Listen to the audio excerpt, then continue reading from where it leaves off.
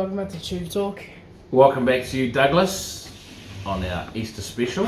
And what about, hey, big hello shout out to Aidan Rodley.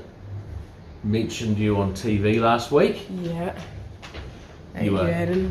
yeah, you were proud but a bit shy. Last game of the week, last game of the season, what'd you get? 24 runs. 24 not out Yeah. of 18 balls, and you guys won by about 120 runs. Good way to finish the season.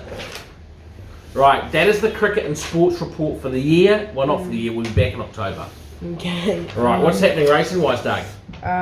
Last week, Atishu was a stunning winner.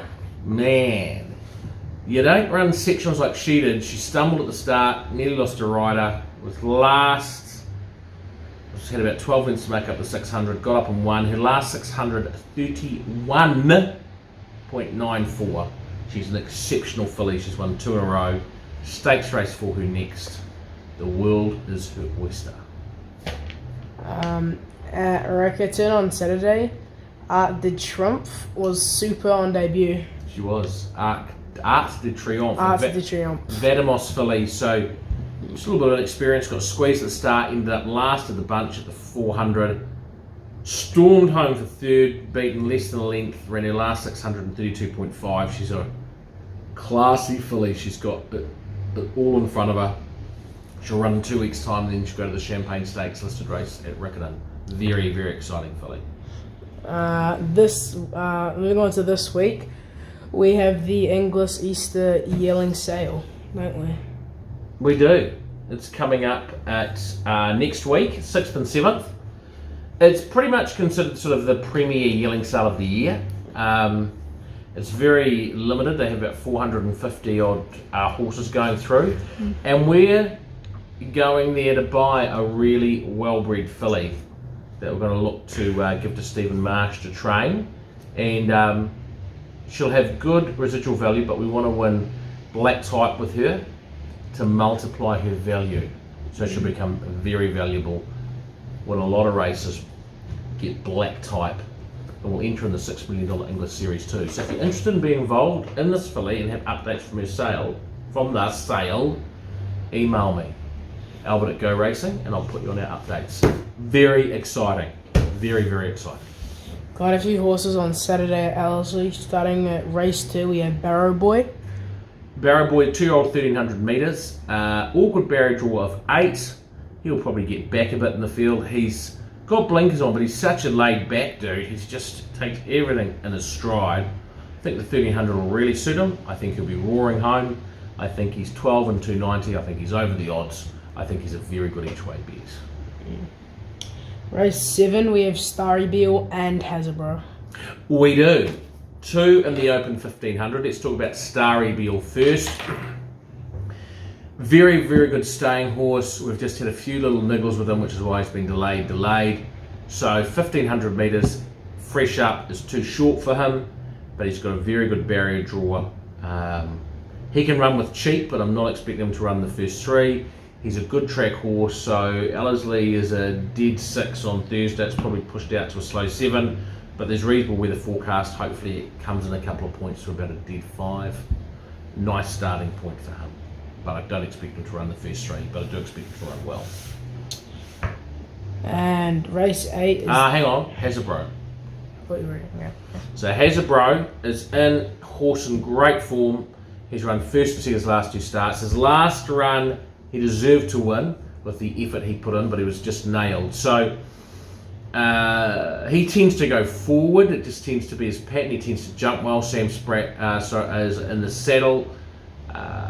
54 kilos on his back. He'll probably roll forward, be handy somewhere.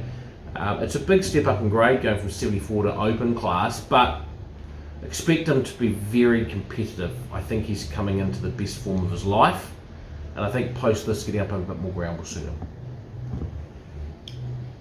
Moving on to race 8 is Deal's Done.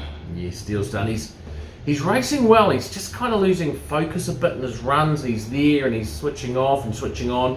So we've got the visor blinkers on him, Doug, to help sharpen him up. and just make him focus a bit more. He's got could be an awkward barrier. It's probably going to be okay. He usually tends to be in the first few in the running, so look, he'll be. We'll ride him how he jumps, but with the visor blinkers on, I expect him to improve, and I expect him to be very competitive in this field. Certainly way better than the 17-1 odds that the TAB are currently showing. Awapuni, race 6, we have Lord Admiral.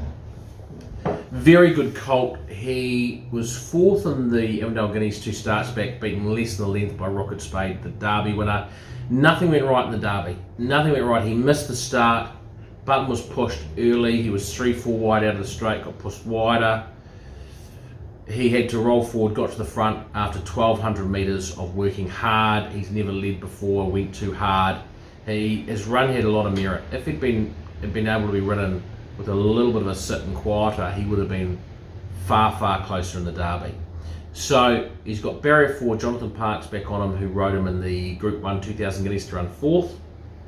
I don't think the wet track will bother him. I think it'll probably be a slow 9-ish, around about there. The only question mark is what the Derby's taken out of him, but we've given him 4 weeks between runs, and if he's recovered well from the Derby, I expect him to be right in this Uphills eyeballs. At Eagle Farm race 2, we have Stardo.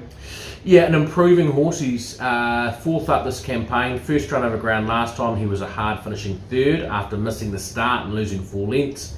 He's got an awkward barrier draw again, barrier 8, and he's got top weight, so those 2 things are against him. He'll need to begin well, but he's fitter than last time, and he's a definite top 3 chance. He almost just needs to go up a grade and down in weight again, but he'll run well, and he is, as I said, he's a definite top three chance. At Caulfield race 3, we have Skyman. Over a mile. Last 2 starts, he won 2 starts ago. Then last start he ran 2nd in the Yarra Valley Gold Cup. He should have won. He got caught behind a stopping leader. The other horse that won shot away by 4 lengths to 200. He got out, ran him down to less than a length. So it was a really good run.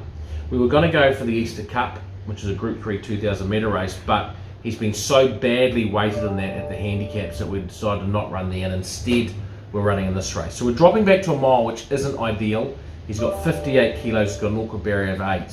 So he's got a lot of things against him. He'll get back in the running from that barrier draw, and being a mile and he's a 2,000 metre plus horse, it's going to be a little bit difficult for him to wind up, but what he's got on his side is ability and class. He's got a lot of those 2 things. So he will be getting home hard. It's just whether they're a little bit too sharp from over a mile, but he's fit and very, very well. On Monday at Taringa, race 1, we have Well I Never. Yeah, a filly we've got a lot of time for. Is a 2-year-old, which was very good. She won a trial leading into her first start. We've had a few issues with her, but we think we've resolved those. She's got an awkward barrier draw. She's been off the scene for a long time. She'll get back in the running, and she should run home well. We do like her, but I think she'll need a run or 2 under her belt before she starts to show form. But I do think she's progressive. She's got ability. Now it's time for Bit of the Week. And this Bit of the Week, on Saturday at Rosehill Race 6, we have Personal. Yes, we do. So we're going to the big meeting at Rosehill. Personal won the VRC Derby. This time in, she's had a couple of nice placings. Last start was very good in the CUNY over a mile. She's stepping to 2,000 metres at set weights against her own sex. That really, really suits her, that extra 400 metres. She's got an awkward barrier draw, so she's probably going to get back, but she's got James McDonald on the saddle. She opened at 6.50. I thought that was well overs. She might have come in a point or so for that since then, but 2,000 metres against her own sex was starting to get into her zone. Really like her. I think she is, Doug, our Bit of the Week. And that concludes TubeTalk. And we will see everybody next week. Bye. Bye. And then Showbaz. Fedekins into the clear. Wider out Kitty Cougat, Leela Wala, Ohio Showgirl La Power looking for runs. From the back of Tissue starting to run on. Leela Wala moved up with Kitty Cougat. The inside street fighting man at Tissue's been big wider out. Leela Wala at Tissue. Show them how it's done going with them at Tissue. Leela Wala. It's a Tissue and Leela Wala. Massive effort at Tissue. Missed the kick and won it.